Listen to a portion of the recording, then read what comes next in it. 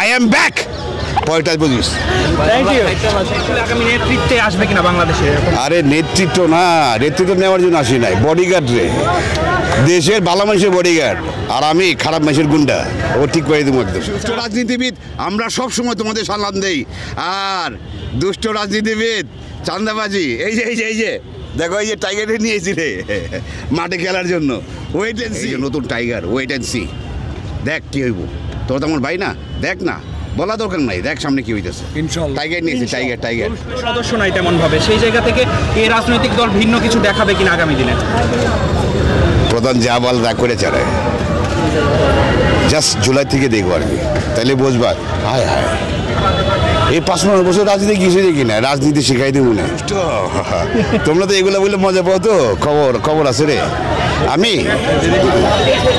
না, ওই যে দেখোস না আমার পাঞ্জাবি পায়জামা নাই, ওই যে সামনে এক চেহারা, মনের ভিতরে আরেকটা কিন্তু নাই রে। আমার সামনেও যা দেখবি ভিতরেও একই জিনিস। যে রাজনীতিবিদ আমি সবাই বলি যা খারাপ, ভালো মানুষ অনেক আছে, সবাইকে সম্মান করি। যারা খারাপ, যারা মনে করে রাজনীতির টাকা কামানোর রাস্তা করছে না, আমি তাদের বলে দিই সামনে তোমাদের খুব খারাপ অবস্থা আসবে। তোমাদের একটা কথা মনে আছে, আই এম ব্যাক 45।